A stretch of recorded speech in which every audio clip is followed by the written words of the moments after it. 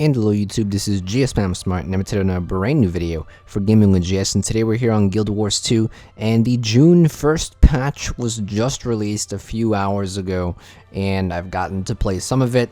Not that big of a patch, but we did get a new current event, we did get some new Black Lion gem stuff, we did get some new quality of life changes, lots of world polish, so we'll go over all that today, as well as some other special things that ArenaNet has released as well for the community, such as naming the new Destiny's Edge 2.0. So we're going to be going over that. There will be relevant footage in the background. If you want to watch it, you can. If not, you can always minimize as usual and just listen instead. So we're going to go from bottom up, I guess. Well, the way I have my notes set up here is kind of weird, so it's be kind of a weird order. But essentially, a lot of the patch did involve a lot of bug fixing. There were a lot of bugs fixed in World vs. World, in Cursed Shore, Tangled Depths, World Polish, all that stuff. If you want to see the specifics of that, you may as well go on the patch notes page yourself, because there's no point in really going over all of it here. So let's go ahead and start with some of the more miscellaneous things in the gem store stuff. One of the things that's been bothering me for quite some time now has been that whenever you glide and you're on a toy such as the magic carpet, the magic carpet never comes back. However, that's been fixed now, so if you happen to be on one of the toys, one of the mounts, then if you're gliding and you decide to just glide and then fall down to the floor, when gliding deactivates, your toy will still be activated. If you cancel gliding though, that won't really work. Music instruments were also looked at for this patch, and for a lot of the music community, I've seen indifferent feedback from them. Some people have noticed the changes, other people say that the changes weren't really any improvements. Patch notes say that music instruments got an improvement, so there's no more latency during playback, and they had some improvements with tempo consistency, such as the bass guitar. Now, some people have found these changes to be fairly good and helpful. Others have found them just to be a pain and have made playing instruments feel worse. So I don't play many instruments. I'm not part of the big music community. However, if you are, leave your feedback in the comments section, because I'd like to know what your opinion is. They did focus a bit on that for this patch, and I don't know how to feel about it because I don't really play it much. Black Lion chests also now contain an additional crystallized magic item, so whenever you open up a chest, you will get a crystallized magic item. However, this can be turned into the Priory or the Consortium.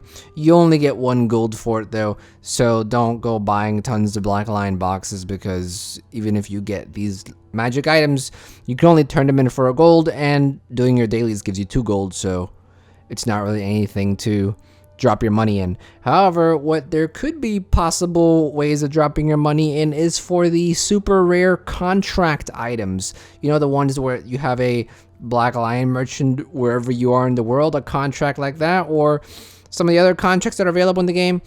Well, the chances have increased 3 times the amount. However, the joke on the internet and on Reddit is that it doesn't matter how many times they raise it, because 3 times 0 is still 0. So TLDR, it's still very rare to get it. Don't bother. At least for me, I'm not going to bother, because the chances of getting that contract are so low anyway, and raising it by 3, I don't know really how much of an increase that is. Most people have not gotten any better results though, so. Electromagnetic-Descender toy has also been added for 250 gems if you want to see that. It looks pretty cool. It's another new mount they added. You can get that for 250, and along with that, they also added a Electromagnetic-Descender, which is a new glider for 400 gems. Also looks fairly good. I saw someone glide on it when I was doing one of the current events. Looks fairly good. I like it. That's pretty much all for miscellaneous and gem store. As for World vs. World, they have made some bug fixes, and the only 2 big things that I noticed is that hardened gates and hardened siege now take more damage, so you can take those down a bit easier. And guild siege weapon scribe recipes have had their badge of tribute cost reduced, so those should be easier to craft as well. Not much else in World vs. World. There was a poll. There were several polls going on for World vs. World. I think the third poll that I don't know if it's still going on now. Maybe by the time you watch this video, it won't be going on anymore. But there's apparently some poll about the Borderlands going on. No updates on any of those polls yet within this patch. As for PvP, nothing really too crazy. The main highlight, though, is that they added a free camera mode by pressing Control, Shift, and F. Now you can have a free camera mode spectate view, which is what a lot of people have wanted. So that's good to see. Something that it's actually I'm pretty excited about is that decorations in the storage of the guild hall now have descriptions. Whenever I used to like highlight my mouse over you know, one of the decorations in the guild hall, it never really told me where I can get it. It didn't tell me any description. It told me nothing. So I never really even paid attention to the storage area very much. But now descriptions are finally there. So if you want to view the decoration and see how you can get some of these, they do tell you how you can get them, whether you need to buy them from a vendor, whether you need to be a certain scribing level, whether you need to buy them with certain currencies. That is now available, and that's really good to see because I've always been curious of why that wasn't there from the beginning on. On a more general note, they did add something in the options of the game, which a lot of people seem to be liking so far, and it is the no more voiceover chatter from your characters.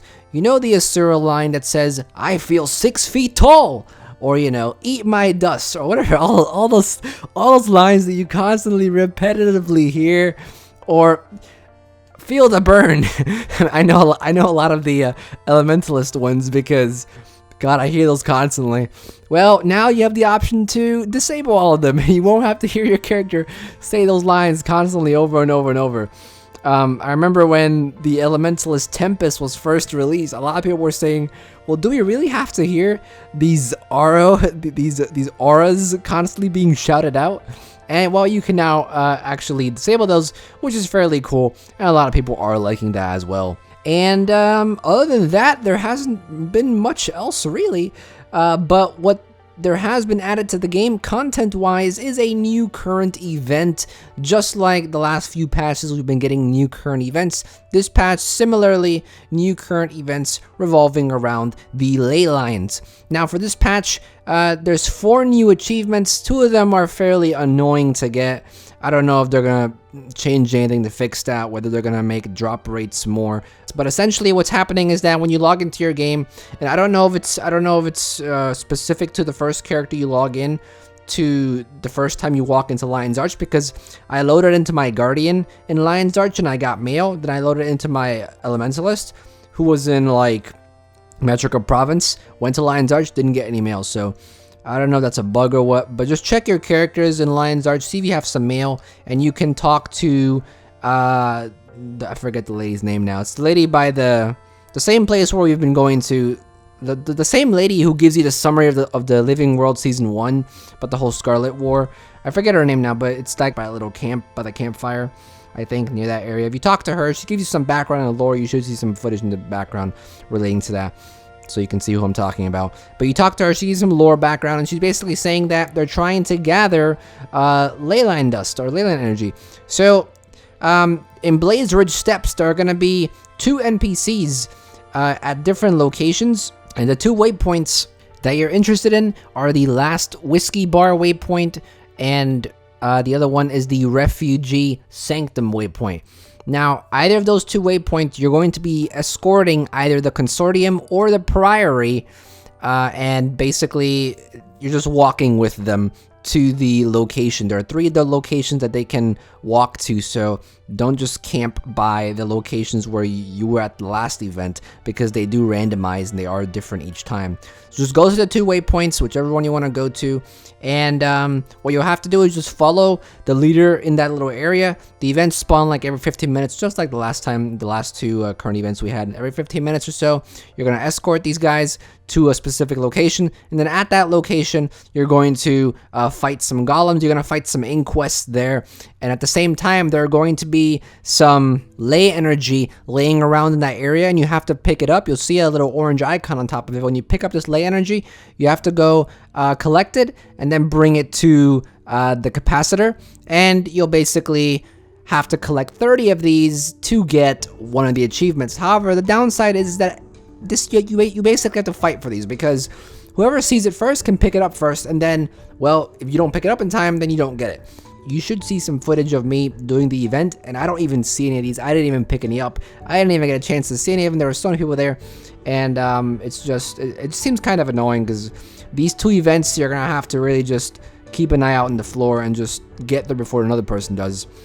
And like right now, as soon as the patch comes out, and for the next day or 2, everyone's gonna be doing this, so perhaps you should wait a few days to actually do some of these 2 achievements. But the other 2 achievements are very easy. One of them you only have to do 1 event. The other one you have to do this event 10 times. So fairly easy. There's no daily limit either. So you can just get, at least you can get these achievements done in 1 day if you really wanted to. Apart from that, there are 2 achievements, like I said, where you have to pick up lay energy, and depending on which waypoint you pick, and depending on which faction you're following, whether you're following the Consortium or the Priory, you'll have to collect 30 lay energy for each of them. So there are 2 different achievements for both of those, which is also kind of annoying, because you basically have to collect a lot, basically. And so yeah, you go to either the 2 waypoints, pick which side you want to help, Consortium or the Priory, follow them, go to the place, and just kill stuff and pick up light energy and bring it to the capacitor. That is basically the current event. The current event I was in, what happened was that the Priory and the Consortium went to the same place, so there were a lot of people there. Sometimes that'll happen, other times they'll go to different locations. So for us, the event ended in literally under 5 minutes. It was so quick of an event. I was like, what, that's it? There wasn't any more? It was pretty crazy. That's kind of what the current event system is about, and the 4 new achievements. Once again, you do get Theory of Mastery, so if you're behind on your Theory of Mastery points, you do get lots of experience for that. So hopefully, if you're behind on experience, I hope you get it. For me though, I already maxed my Theory of Mastery points, so the experience isn't really anything. The other reward is you get achievement points and you get some karma from it, I think, and that's really all I've seen so far. It's really great. Apart from that, that shaman did some data mining, and apparently we are going to be getting new Sylvari hairstyles that will be coming soon, and who knows how they will look. We did get some new hair colors last patch. Hopefully we get some awesome new Sylvari hairstyles, because I don't really play my Sylvari that much, and I'm curious to see what kind of new hairstyles they have. Also, the floral glider is also in the hero panel. You can preview it, the floral glider, which is very Sylvari themed. I like it. If you want to check that out, you can see that as well. And the Black Lion vendors now have mini pets, and they were recently replaced. Well, this patch they were replaced with Living World Season 1 mini pets. So now you can get the Living World Season 1 mini pets for the miniature tickets if you have some, and you can now claim those as well. Lastly, I want to go over a blog post that ArenaNet also released, which was you're able to name Destiny 2.0. Basically, Timey, Rox, Braum, Marjorie, Casimir, and Ritlock have all been in the story for quite some time now. However, this group never really had a name for themselves. So they did release a blog post where you can take a vote in their SurveyMonkey survey, where you can pick a name for the new group, and that name will be used in the next Living World season, and you'll see the result there by playing Living World season, and you'll probably see the name that people picked and which one won. You have until June 8th to pick a name, so if you want to check it out, the blog post is on the main Guild Wars 2 website, and you can vote for the name there. Apart from that, nothing else really new that was released by ArenaNet. Fairly small patch, but some cool changes. One neat little thing that I've also seen, and a lot of people have also seen in the game, is that there are now ley lines in Lion's Arch. What does this mean? Does this mean that Lion's Arch is going to be consumed or destroyed again by dragons? Because if you think about it, ley lines in Lion's Arch means that maybe dragons want to feast on that ley line energy. And now that we have ley lines going through Lion's Arch, in several places actually, I noticed one by the Black Lion trading vendors, and then I noticed also one by the trading post in Lion's Arch. But what does this mean? Does this mean we're going to get Lion's Arch destroyed again? Who knows? A lot of people are speculating about that, and maybe it has something to do with the next current event we get, or the next Living World Season 3, which may be coming in August, or maybe coming in July. I'm hoping July, but most likely it's probably going to be August or September. But we can only wait and see. If you see in the background, my Guardian has actually gotten his Ascended Wings of Ascension. not the legendary one, but the ascended one. I basically got to the fourth part of the ascension journey. So I'm on the last part. I just need to get this Hymn of Glory, I think it's called, and then I can craft the legendary one. But I got the ascended one. It looks pretty cool. I finally got into Sapphire.